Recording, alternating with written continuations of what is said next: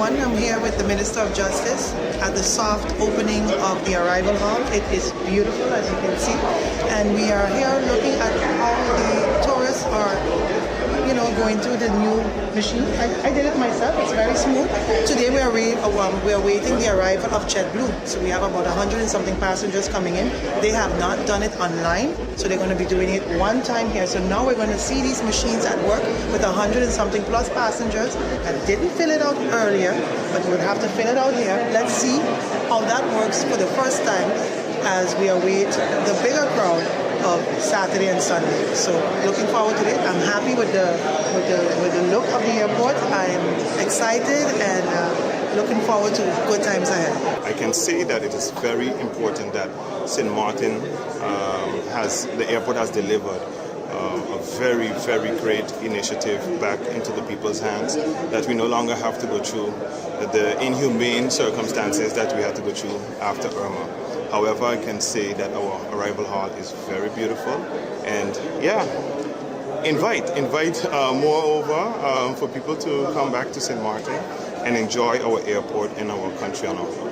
So as you can see, the tourists that arrived, or our guests that arrived today, they have not filled it in online prior to, so they would have to go. The line is taking a little longer because they weren't aware of it, because we just started the pilot now. But if you had filled it out earlier, this would go faster. So in the next coming days, we won't expect to have such a long line at the airport.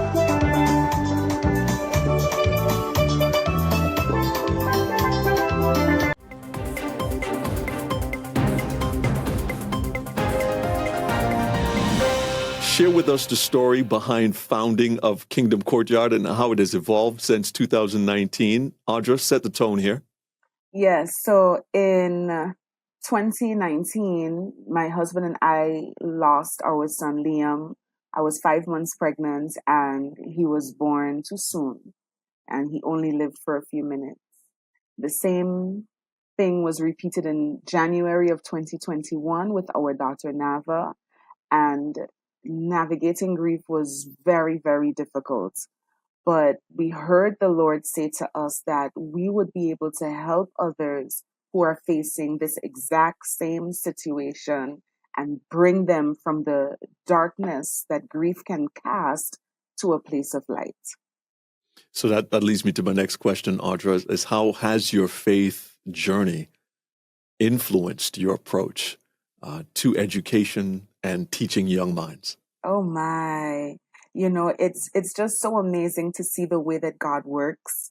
The thing of it is that God has the entire picture, right? He knows everything.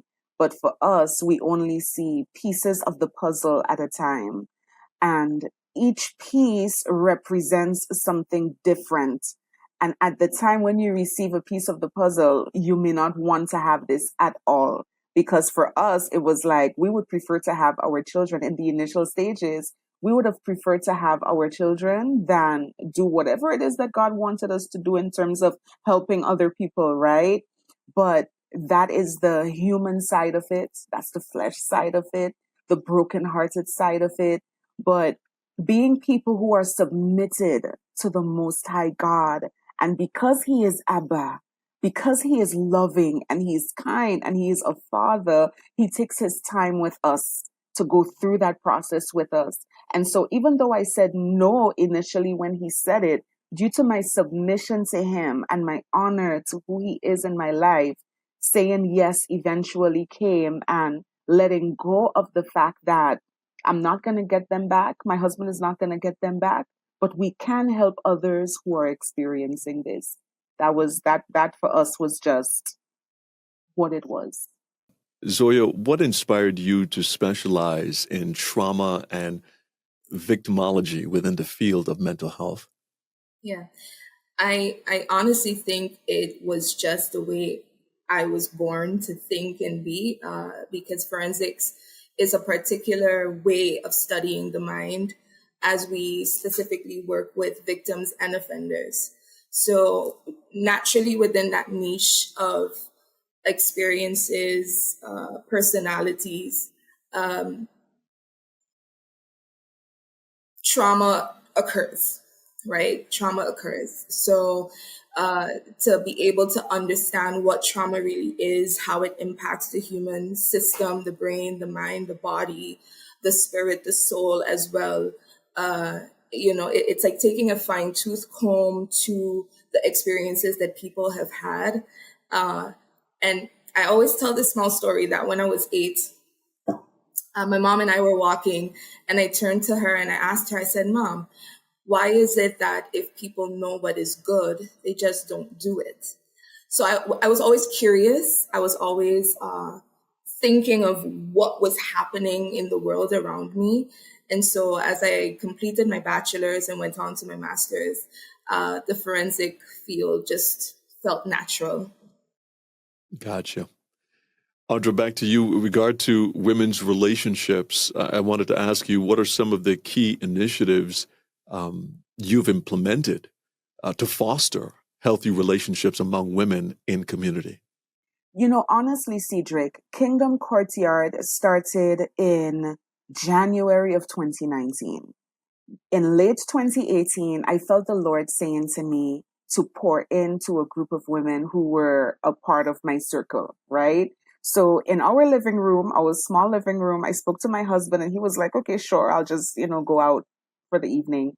And I invited a group of maybe like 15 women to my home. They were not supposed to pay anything. So I got them gifts, I cooked them food, and we just sat and we spoke about some of the challenges that we faced as women. So that was our first little mini conference that I held with Kingdom Courtyard. And the idea was for it to be done the first Saturday of every January. So it started off as a place where women could come and be poured into and pour into each other, right? So for me, it has always been easy. It's always been easy to love people. It's always been easy to, pour into people and encourage people. So the premise of Kingdom Courtyard, it came pretty simply to me. But expanding now to assisting others with their grief, just because of the nature of it and my own pain that I faced, it was difficult at first. But with these sessions and welcoming women, welcoming men, that's the easy part.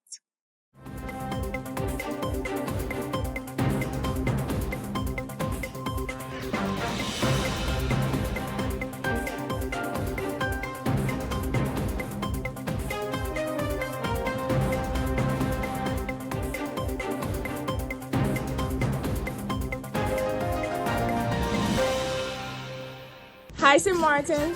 Join us for the Princess Walk This Friday, October 25th, at Princess Juliana International Airport. Meet us at 5:30 p.m. for a warm-up with Louis Hall. At 6 p.m., we will walk to the causeway and back. You can get your shirts at Easy Print SXM. All proceeds go to the Positive and Electrolytes Foundation. You need a good, gotta blow your mind.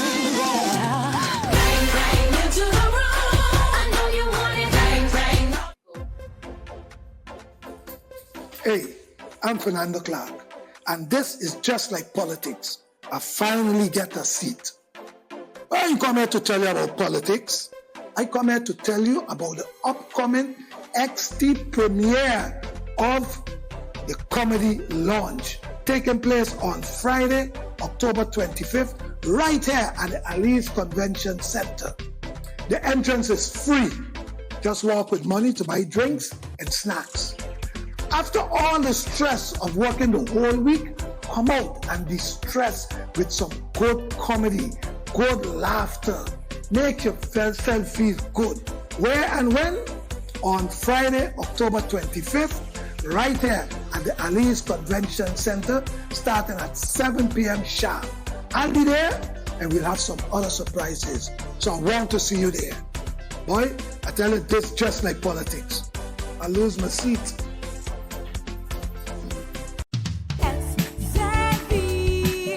Social and health insurances. Your social and health insurances. Are you SZV insured? Do you have a valid medical insurance status?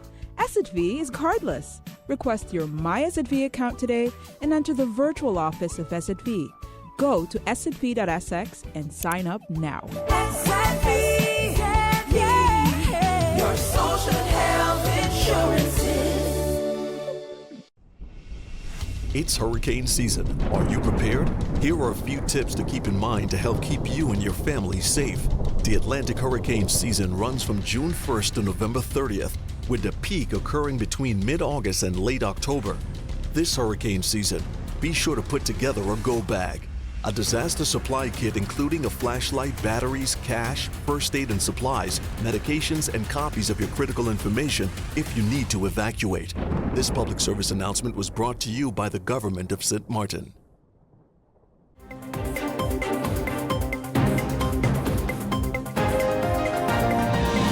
The Mary Antoinette Primary School in Mont O'Reilly welcomed the president of the collectivité, Louis Mussington, who was accompanied by the third vice president, Madame Dominique Louisi, as part of an official visit last week Friday. This visit aimed to reaffirm the collectivity's commitment to education and to review the progress made in the establishment. Welcomed by teachers and students, the officials were able to discuss the needs and expectations for the current school year. They also visited the new educational facilities recently installed, intended to improve learning conditions. This visit marks an important step in relations between the collectivity and educational establishments and demonstrates the desire of the elected officials to invest fully in the future of younger generations. The Robert Williams High School in La Savane celebrated the excellence of its students last week Friday during the Cambridge University certificate ceremony. Chaired by third vice president in charge of education, Dominique Louisi, this event highlighted the success of young graduates in the prestigious Cambridge exams. Mrs. Louisi praised the efforts of the students and the teachers, emphasizing the importance of such programs, which opens future prospects for students.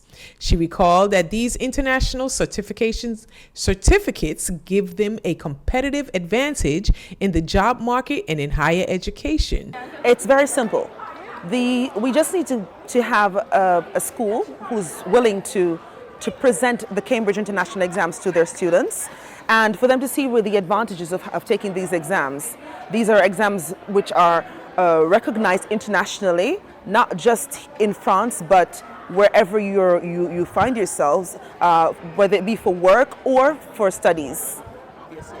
This year, the difference is, for the very first time, we have the primary schools participating. We had 4 primary schools participating this year at the A2 level, because the Cambridge exams, they work with the cadre européen de référence de langue, which determines the different levels of language learning. And this year we had the primary school students participating at an A1 level, and those children did extremely well. We had a group of BTS students this year also from the Lycée Robert Williams, and their performance was also excellent at a C1 level. They have what we call a green card, a white card, a master key to access any schools, university entrances, or even for job references anywhere in the world. It's not just a piece of paper. We're talking about a diploma that lasts for a lifetime. Well, if we're here in St. Martin, I would just like to thank the collectivité, and of course the rectorat, with the aid of the vice-rector, who has been a very good aid, a very good support.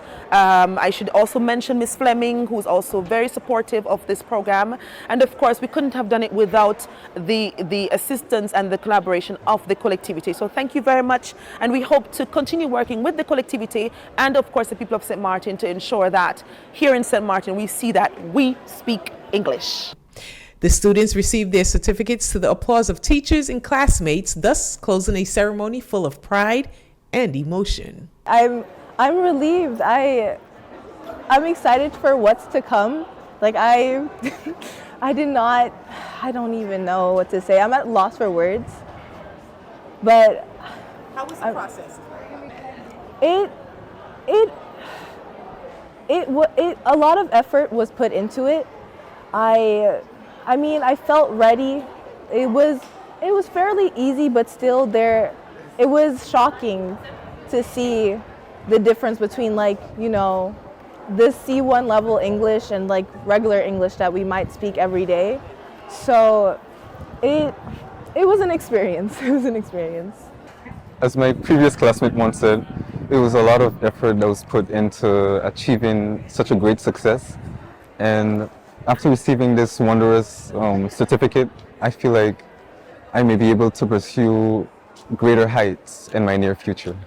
There was a video presented to us in the conference room, and it basically explained that with this certificate, I may be able to gain positions that I wouldn't be able to obtain normally, and that I may be able to go to American institutes as a French student living in St. Martin. This moment of recognition marks an important milestone in the academic lives of Robert Reedham High School students and once again demonstrates the commitment of the elected officials to education.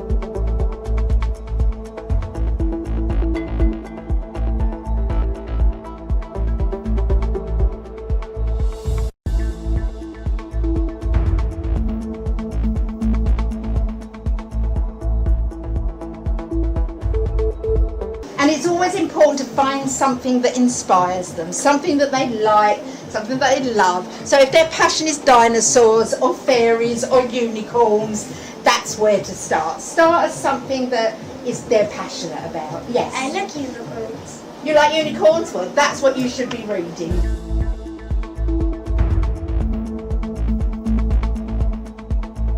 Hi, good day. My name is Betsy Janela. I'm from the Netherlands, from the Biblionet Foundation in the Netherlands, and together with our partners from Help Our Children Foundation, the Ministry of Youth Education and Culture, the Library of St. Martin, and of course the University of St. Martin, we are organizing this 2-day reading festival.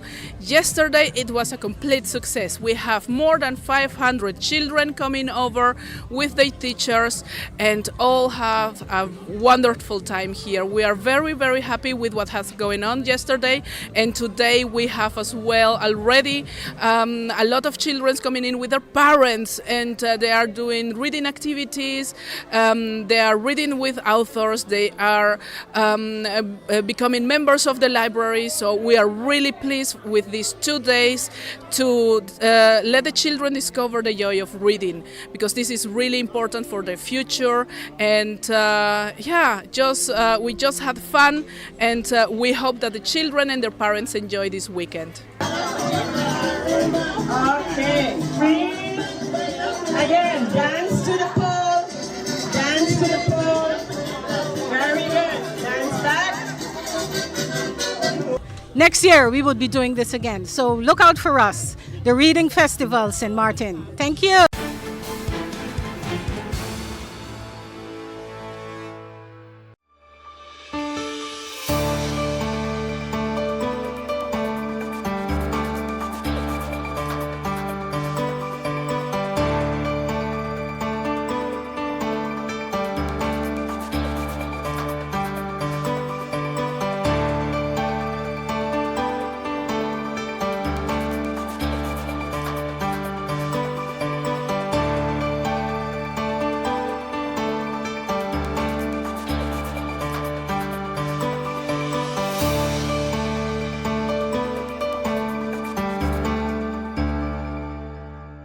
Hi, St. Martin. Join us for the Princess Walk. This Friday, October 25th, at Princess Juliana International Airport. Meet us at 5:30 p.m. for a warm-up with Louis Hall. At 6 p.m., we will walk to the causeway and back. You can get your shirts at Easy Print SXM. All proceeds go to the Positive and Electrolytes Foundation. Gotta blow your mind.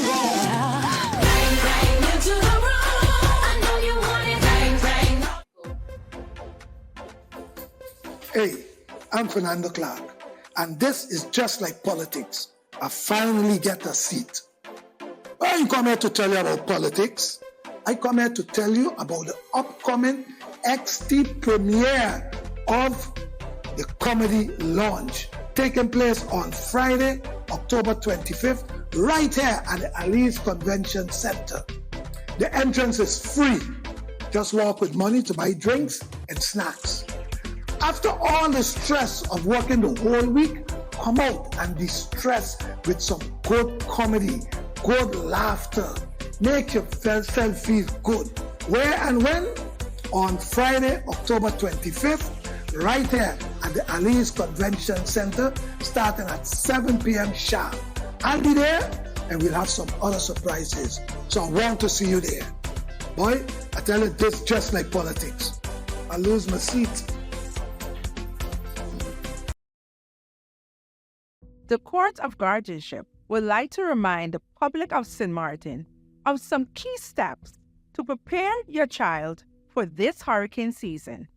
This includes talking to your children about what might happen in case of a storm, talking to your children about what they can expect and listening to their concerns, stocking up on any supplies your children may need, such as formula milk and medication. If you are considering going to a shelter, pack snacks and entertainment for your children along with other necessities while staying at the shelter. In the aftermath of a disaster, parents or legal guardians might consider evacuating their children to another island. However, the option of evacuating your children should only be considered as a last resort. Being evacuated to another country will affect children's access to regular schooling and friends. Dangers of evacuating your children without being accompanied by parents may include abuse and neglect. Before you choose to evacuate your children unaccompanied by a parent or legal guardian, consider the following carefully. Ensure that the family or friends your children will stay with are people that you know and trust. Talk to your child or children about the possibility of evacuation.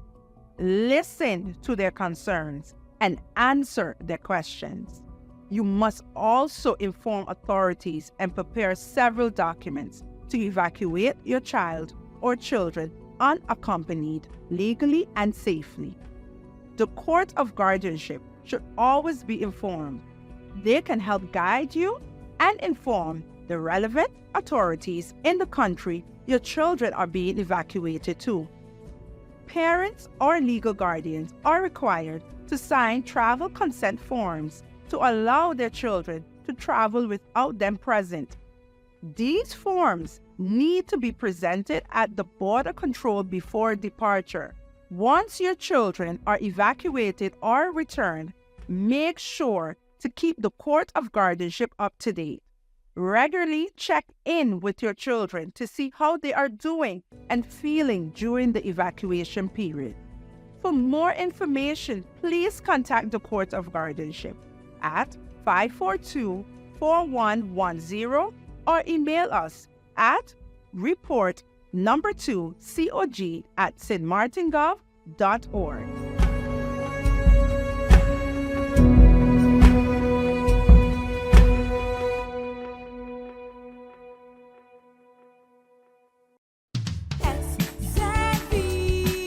Your social and health insurances. Your social and health insurances. Are you SXV insured? Do you have a valid medical insurance status? SXV is cardless. Request your My SXV account today and enter the virtual office of SXV. Go to sxv.sx and sign up now. Your social and health insurances.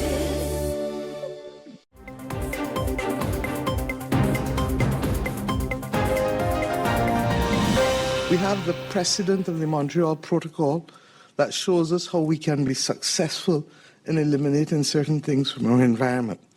And I say to you that the scientists have advised that if we use and do this, that not only will we be successful in containing the increase in temperature, but we can actually reverse 0.5 degree.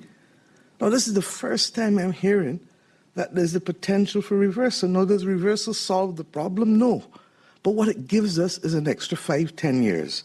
Why is this important? Because the Bridgetown 3 admits implicitly that there's not enough public money and that the distractions of war and the distraction of the geopolitics and the domestic politics is such that we do not have enough public money to solve the problem. If you don't listen to us about the need to shock-proof vulnerable economies, middle-income countries will now become poor countries again. We've already established that poor people live in middle-income countries. The reason why they're not poor is because we invariably have been able to put buffers in place for them. But there will be poor people then living in poor countries if we do not start to shock-proof some of these vulnerable economies. And much depends, because of the structure of the IMF. The US has 17%. I think it is 85% that is needed to make any meaningful change. So will there be a new SDR issuance as we've called for in Bridgetown? We need it.